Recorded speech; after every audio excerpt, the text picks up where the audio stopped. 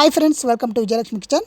ನಾನಿವತ್ತು ನಿಮಗೆ ಬಿಸಿಬೇಳೆ ಬಾತು ಬಿಸಿಯಾಗಿ ತಿಂತಾಯಿದ್ರೆ ಸೂಪರಾಗಿರುತ್ತೆ. ಅಂಥ ಒಂದು ಬಿಸಿಬೇಳೆ ಬಾತನ್ನ ಮಾಡೋದನ್ನು ನಾನು ತುಂಬ ಸುಲಭವಾಗಿ ಯಾವ ರೀತಿ ಮಾಡೋದು ಅಂತ ನಾನೀಗ ತೋರಿಸ್ಕೊಡ್ತೀನಿ ನೋಡಿ. ಬಿಸಿಬೇಳೆ ಬಾತ್ಗೆ ಬೀನ್ಸು, ನೌಲ್ಕೋಸು, ಕ್ಯಾರೆಟು ಮತ್ತು ಬಟಾಣಿ ಇರಬೇಕು ನೋಡಿ. ಇದಕ್ಕೆ ಹಸಿ ಬಟಾಣಿ ತೊಗೊಂಡ್ರೆ ಚೆನ್ನಾಗಿರುತ್ತೆ. ಟೊಮೊಟೊ, ಈರುಳ್ಳಿ, ಬೆಳ್ಳುಳ್ಳಿ ಮತ್ತು ಬೀನ್ಸು, ಕ್ಯಾರೆಟು ಈ ರೀತಿ ಸ್ವಲ್ಪ ದಪ್ಪ ಸೈಜ್ ಕಟ್ ಮಾಡಿಕೊಂಡ್ರೆ ಚೆನ್ನಾಗಿರುತ್ತೆ. ಇದೆಲ್ಲ ಸ್ವಲ್ಪ ದಪ್ಪ ಇದ್ದರೆ ತರಕಾರಿ ಚೆನ್ನಾಗಿರುತ್ತೆ. ಇದಕ್ಕೆ 1 ಲೋಟ ಅಕ್ಕಿ ತೊಗೊಂಡಿದ್ದೀನಿ ನೋಡಿ. 2 ಲೋಟ ಬೇಳೆ ತೊಗೊಂಡಿದ್ದೀನಿ. ತೊಗರಿಬೇಳೆ ಮತ್ತು ಕಡಲೆಬೇಳೆ, ಹೆಸರುಬೇಳೆ 3 ಬೇಳೆನೂ ಸೇರಿಸಿದ್ದೀನಿ. ಇಲ್ಲಿ ತೊಗರಿಬೇಳೆ ಪ್ರಮಾಣ ಜಾಸ್ತಿ ಇರಬೇಕು. ಖಾರದ ಪುಡಿ, ಅರಿಶಿಣದ ಪುಡಿ ಮತ್ತು ಬಿಸಿಬೇಳೆ ಬಾತ್ ಪೌಡ್ರು, ಹುಣಸೆ ಹಣ್ಣು 1 ನಿಂಬೆಹಣ್ಣು ಗಾತ್ರದಷ್ಟು, ಬೆಲ್ಲ ಒಂದು ಸ್ವಲ್ಪ. ಈಗ ಮೊದಲಿಗೆ ಬೇಳೆನ ಚೆನ್ನಾಗಿ ತೊಳೆದು ಕುಕ್ಕರಲ್ಲಿ ಇಡಬೇಕು ನೋಡಿ. ತೊಳೆದು ಎಲ್ಲ ನಾನು ಕುಕ್ಕರ್ಗೆ ಹಾಕಿದ್ದೀನಿ.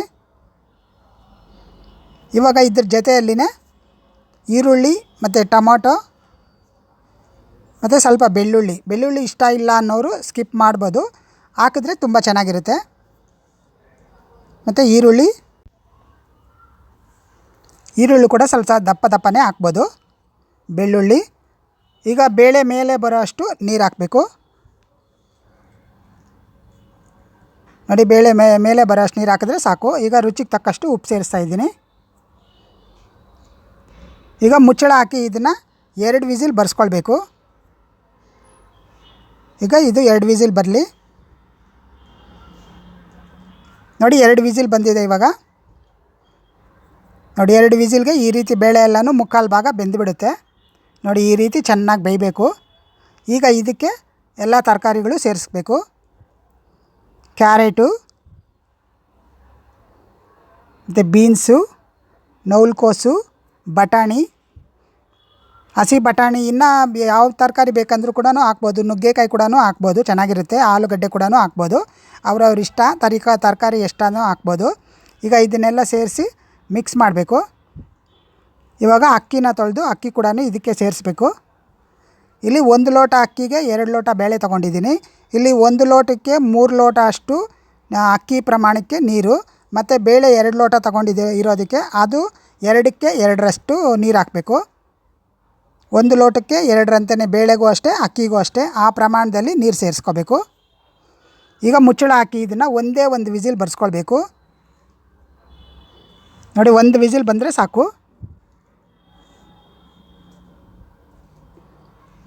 ನೋಡಿ. ಈಗ 1 ವಿಸಿಲ್ ಬಂದಿದೆ. ಇವಾಗ ತೆಗಿತಾ ಇದ್ದೀನಿ ನೋಡಿ. ಎಲ್ಲ ತರಕಾರಿ ಎಲ್ಲ ಚೆನ್ನಾಗಿ ಬೆಂದುಬಿಟ್ಟಿದೆ. ಬೇಳೆ ಎಲ್ಲನೂ ಈ ರೀತಿ ನುಣ್ಣಗೆ ಬೇಯಬೇಕು ನೋಡಿ. ಪೂರ್ತಿಯಾಗಿ ಎಲ್ಲ ಚೆನ್ನಾಗಿ ಬೆಂದಿದೆ. ಈಗ ಇದಕ್ಕೆ ಹುಣಸೆಹಣ್ಣು ರಸ ಹಾಕ್ತಾಯಿದ್ದೀನಿ. ಹುಳಿ ಎಷ್ಟು ಬೇಕೋ ನೋಡಿಕೊಂಡು, ಹುಳಿ ಜಾಸ್ತಿ ಬೇಕು ಅನ್ನೋರು ಸ್ವಲ್ಪ ಜಾಸ್ತಿ, ಕಮ್ಮಿ ಬೇಕು ಅನ್ನೋರು ಕಮ್ಮಿ, ಈ ರೀತಿ ಹುಳಿ ನೋಡಿಕೊಂಡು ಹಿಂಡಿ ಹಾಕಬೇಕು. ಅದನ್ನೆಲ್ಲ ಚೆನ್ನಾಗಿ ಮಿಕ್ಸ್ ಮಾಡಬೇಕು. ಈಗ ಇದಕ್ಕೆ ಖಾರದ ಪುಡಿ ಮತ್ತು ಅರಿಶಿಣದ ಪುಡಿ. ತುಂಬ ಖಾರ ಇಡಕ್ಕೆ ಹೋಗಬಾರ್ದು, ಮೀಡಿಯಮ್ ಆಗಿದ್ದರೆ ಸಾಕು ಬಿಸಿಬೇಳೆ ಬಾತ್ಗೆ. ಈಗ ಬಿಸಿಬೇಳೆ ಬಾತ್ ಪೌಡ್ರು ಅದು ಕೂಡ ಚೆನ್ನಾಗಿ ಮಿಕ್ಸ್ ಆಗೋ ತನಕ ಕಲಿಸ್ಬೇಕು. ಪೂರ್ತಿಯಾಗಿ ಎಲ್ಲ ನೀಟಾಗಿ ಹೊಂದ್ಕೊಳ್ಬೇಕು ನೋಡಿ. ಎಲ್ಲ ಚೆನ್ನಾಗಿ ಕಲಿಸಿದ್ದೀನಿ. ಈಗ ಇದನ್ನು ಕುದಿಯೋದಕ್ಕೆ ಇಡಬೇಕು ನೋಡಿ. ಇದೆಲ್ಲ ಚೆನ್ನಾಗಿ ಮಿಕ್ಸ್ ಮಾಡಿದ್ದೀನಿ. ಇವಾಗ ಇದನ್ನು ಚೆನ್ನಾಗಿ ಕುದಿಸ್ಬೇಕು. ಹುಳಿ ಹಾಕಿದ್ಮೇಲೆ ಪೂರ್ತಿಯಾಗಿ ಎಲ್ಲ ಚೆನ್ನಾಗಿ ಕುದಿದ್ರೆ ಅಂದರೆ ಆ ಉಪ್ಪು ಖಾರ ಹುಳಿ ಎಲ್ಲನೂ ಕರೆಕ್ಟಾಗಿ ಹಿಡಿಯುತ್ತೆ. ಅದಕ್ಕೋಸ್ಕರ ಚೆನ್ನಾಗಿ ಕುದಿಸ್ಬೇಕು ನೋಡಿ. ಇದು ಒಂದು ಸ್ವಲ್ಪ ಕುದೀತಾ ಇದ್ದಂಗೆ ನಾವು ಇದಕ್ಕೆ ಬೆಲ್ಲ ಸೇರಿಸ್ಬೇಕು. ಒಂದು ಸ್ವಲ್ಪ ಬೆಲ್ಲ ಸೇರಿಸಿದ್ರೆ ಅಂದರೆ ಟೇಸ್ಟ್ ಇನ್ನೂ ಚೆನ್ನಾಗಿರುತ್ತೆ. ಅದಕ್ಕೋಸ್ಕರ ಒಂದು ಸ್ವಲ್ಪ ಬೆಲ್ಲ ಹಾಕಿದ್ರೆ ತುಂಬ ಚೆನ್ನಾಗಿರುತ್ತೆ. ಇವಾಗ ಇದನ್ನು ಚೆನ್ನಾಗಿ ಕುದಿಯೋದಕ್ಕೆ ಬಿಡಬೇಕು ನೋಡಿ. ಚೆನ್ನಾಗಿ ಕುದೀತಾ ಇದೆ. ಈ ರೀತಿ ಚೆನ್ನಾಗಿ ಕುದಿದ್ಮೇಲೆ ಆ ಹುಳಿ ಒಂದು ಸ್ಮೆಲ್ ಏನಿರುತ್ತೆ ಅದೆಲ್ಲ ಹೋಗಿರುತ್ತೆ. ಅಷ್ಟಾದರೆ ಸಾಕು. ಈಗ ಇದು ರೆಡಿಯಾಗಿದೆ. ಈಗ ಲಾಸ್ಟಲ್ಲಿ ಕೊತ್ತಂಬರಿ ಸೊಪ್ಪು ಹಾಕಬೇಕು. ಸ್ವಲ್ಪ ಜಾಸ್ತಿ ಕೊತ್ತಂಬರಿ ಸೊಪ್ಪು ಹಾಕಿದ್ರೆ ಚೆನ್ನಾಗಿರುತ್ತೆ ನೋಡಿ. ಈ ರೀತಿ ಸಣ್ಣದಾಗಿ ಕಟ್ ಮಾಡಿ ಕೊತ್ತಂಬರಿ ಸೊಪ್ಪು ಹಾಕಿ ಅದನ್ನೆಲ್ಲ ಚೆನ್ನಾಗಿ ಮಿಕ್ಸ್ ಮಾಡಬೇಕು ನೋಡಿ. ಇವಾಗ ಇದು ರೆಡಿಯಾಗಿದೆ. ಇದಕ್ಕೆ ಒಗ್ಗರಣೆ ರೆಡಿ ಮಾಡ್ಕೋಬೇಕು. ಈಗ ಒಗ್ಗರಣೆಗೆ ಬೇಕಾಗಿರುವಂಥ ಪದಾರ್ಥಗಳು ಉದ್ದಿನ ಬೇಳೆ ಆಗಲಿ, ಉದ್ದಿನ ಕಾಳಾಗಲಿ, ಮತ್ತು ಕಡಲೆಬೇಳೆ ಗೋಡಂಬಿ, ಸಾಸಿವೆ, ಕರಿಬೇವು. ಈಗ ಬಾಣಲಿ ಇಟ್ಟು ಒಂದು 5 ಸ್ಪೂನು ಎಣ್ಣೆ ಹಾಕ್ತಾಯಿದ್ದೀನಿ. ತುಪ್ಪದ ಒಗ್ಗರಣೆ ಕೂಡ ಕೊಡ್ಬೋದು. ಈಗ ಎಣ್ಣೆ ಕಾದಿದೆ. ಈಗ ಇದಕ್ಕೆ ಸಾಸಿವೆ ಹಾಕ್ತಾಯಿದ್ದೀನಿ. ನೋಡಿ, ಸಾಸಿವೆ ಚಟ್ಪಟ ಅಂತ ಇದ್ದಂಗೆ ಕಡಲೆಬೇಳೆ ಹಾಕ್ತಾಯಿದ್ದೀನಿ. ಇಲ್ಲಿ ಉದ್ದಿನಬೇಳೆ ಆಗಲಿ ಉದ್ದಿನ ಕಾಳಾಗಲಿ ಎರಡರಲ್ಲಿ ಯಾವುದಾದ್ರೂ ತೊಗೋಬೋದು. ಈ ಒಂದು ಕಡಲೆಬೇಳೆ ಮತ್ತು ಉದ್ದಿನಬೇಳೆ ಹಾಕಿ ಒಗ್ಗರಣೆ ಕೊಡೋದ್ರಿಂದ ನಾವು ತಿನ್ನೋವಾಗ ಅಲ್ಲಲ್ಲಿ ತುಂಬ ಚೆನ್ನಾಗಿರುತ್ತೆ ಬಾಯಿಗೆ ಸಿಕ್ಕಿದಾಗ. ಇದನ್ನೆಲ್ಲ ಚೆನ್ನಾಗಿ ಸ್ವಲ್ಪ ಫ್ರೈ ಮಾಡಬೇಕು. ಸ್ವಲ್ಪ ಕೆಂಪಗಾದಮೇಲೆ ನಾವು ಗೋಡಂಬಿ ಸೇರಿಸ್ಬೇಕು. ನೋಡಿ, ಇದೆಲ್ಲ ಚೆನ್ನಾಗಿ ಫ್ರೈ ಆಗಿದೆ. ಇವಾಗ ಇದಕ್ಕೆ ಗೋಡಂಬಿ ಸೇರಿಸ್ತೀನಿ. ಗೋಡಂಬಿ ಮೀಡಿಯಮ್ ಫ್ಲೇಮ್ ಇಟ್ಕೊಳ್ಬೇಕು. ಆಗಲೇ ಇಲ್ಲಾಂದರೆ ಗೋಡಂಬಿ ಕಪ್ಪಗಾಗ್ಬಿಡುತ್ತೆ. ಮೀಡಿಯಮ್ ಫ್ಲೇಮ್ ಇಟ್ಟು ಅದನ್ನೆಲ್ಲ ಚೆನ್ನಾಗಿ ಫ್ರೈ ಮಾಡ್ಕೋಬೇಕು. ನೋಡಿ, ಇದೆಲ್ಲ ಚೆನ್ನಾಗಿ ಫ್ರೈ ಆಗಿದೆ. ಈಗ ಒಲೆ ಆರಿಸ್ಬಿಟ್ಟು ಕರಿಬೇವು ಹಾಕಬೇಕು. ನೋಡಿ, ಕರಿಬೇವೆಲ್ಲ ಚೆನ್ನಾಗಿ ಚಟ್ಪಟ ಅಂತ ಇದೆ. ಈಗ ಈ ಒಗ್ಗರಣೆನ ಆ ಪಾತ್ರೆಗೆ ಹಾಕ್ತೀನಿ.